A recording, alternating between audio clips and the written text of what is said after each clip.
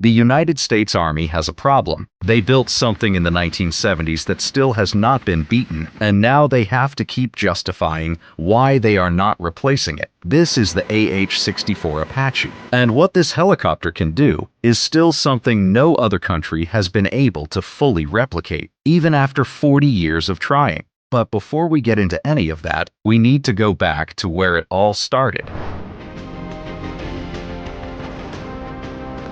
The first thing you need to understand about the Apache is that it was designed from the ground up to kill tanks. Everything on this helicopter, the radar, the weapons, the avionics, the engines, all of it points toward one mission: find armor, destroy armor, get out alive. Most helicopters compromise. They try to do several things at an acceptable level. The Apache does one thing at an exceptional level, and everything else follows from that. And that focus is exactly what makes it so hard to beat.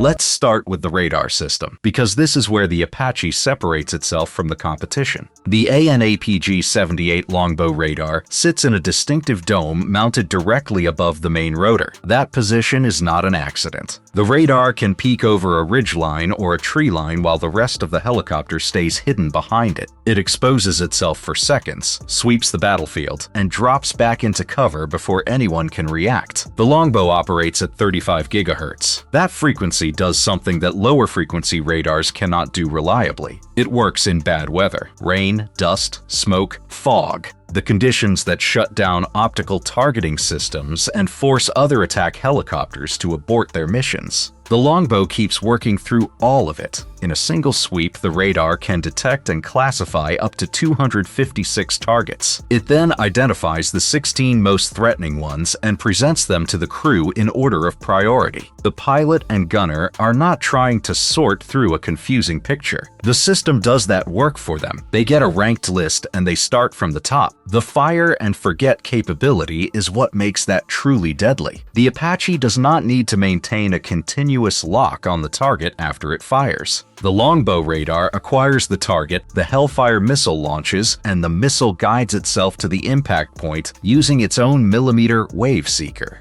The Apache can turn and engage the next target on the list before the first missile even hits. Multiple targets, near simultaneous engagement, all from a position of cover. The terrain following mode adds another layer to the Apache's survivability. The helicopter can fly at extremely low altitude and automatically follow the contours of the ground beneath it. Valleys, hillsides, dry riverbeds. The Apache uses the terrain as a shield. Enemy ground radar systems are looking for aircraft above a certain altitude threshold. The Apache stays below that threshold until the moment it is ready to engage. By the time the enemy radar picks it up, the missiles are already in the air.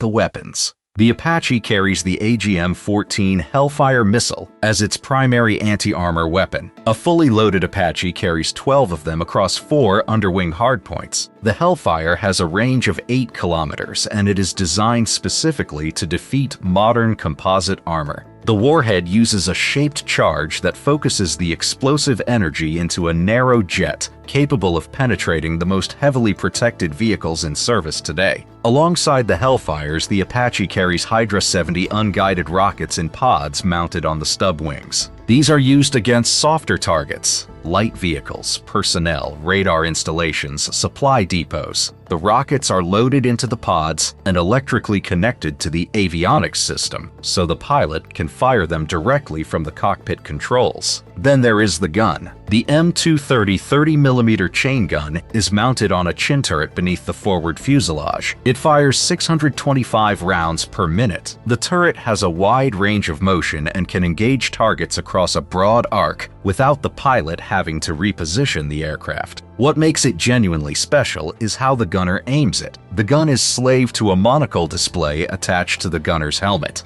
He looks at the target, and the gun moves to match his line of sight in real time.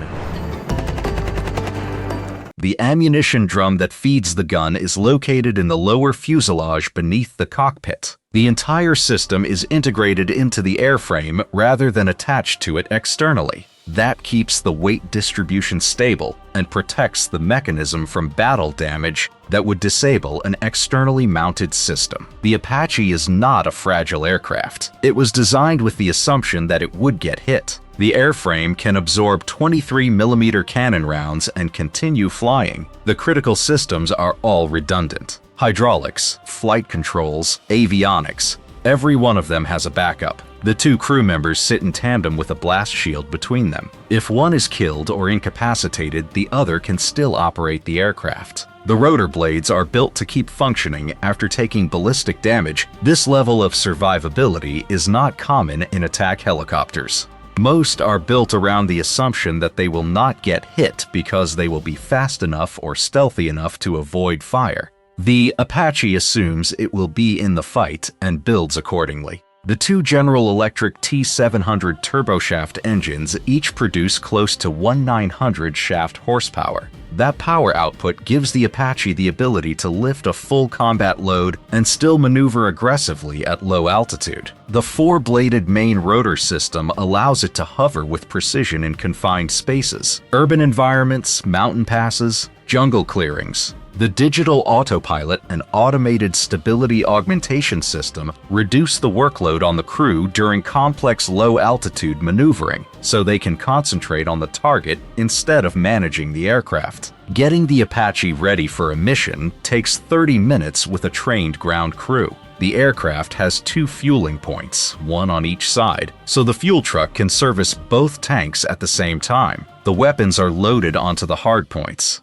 The rocket pods are aligned and electrically connected, and the crew completes their systems check. 30 minutes. That is the standard, and the Apache meets it consistently. Deploying the Apache to a new theater is faster than any comparable platform. The rotor blades fold. The entire helicopter fits inside the cargo bay of a C-17 Globemaster without removing the tail rotor or disassembling any major components. Other attack helicopters have to be broken down into crates before they can be transported. The Apache rolls in, folds up, and is ready to fly again within hours of landing at the destination airfield. Scheduled deep maintenance runs on a cycle of 1,000 to 1,500 flight hours. At that interval, the Apache is completely disassembled. Every internal component is inspected and serviced. The helicopter is rebuilt from the ground up and returned to the flight line. This cycle is what allows a platform designed in the 1970s to meet the performance standards of a current generation aircraft. The current production model is the AH-64 Guardian. The Echo variant has a redesigned transmission that is stronger and more durable than any previous Apache drivetrain. The engines produce more power. The sensor suite has been significantly expanded compared to the D model. The Echo is also cleared to carry weapons that earlier variants could not fire, including the Joint Air-to-Ground missiles and the ability to control unmanned aerial vehicles directly from the cockpit. A single Apache crew in an Echo model can now direct a swarm of drones against a target set while simultaneously engaging with its own weapons. That last capability changes the calculation entirely. The Apache is no longer just an attack helicopter. In the Echo configuration, it becomes a node in a networked battle system. The crew sees what the drones see. They can redirect them in real time. They can use them to scout around terrain features that even the Longbow radar cannot see behind. The helicopter has seen combat on 4 continents: the Gulf War, Somalia, Kosovo, Iraq, Afghanistan, Syria. Every one of those environments is different. Desert heat, mountain altitude, urban density, open terrain. The Apache performed in all of them. When new threats appeared, the Army upgraded the platform to meet them. New radar variants, new missile types, new electronic warfare suites, new communication systems. The original airframe had enough structural margin built into it to absorb 50 years of technology that did not exist when it was drawn,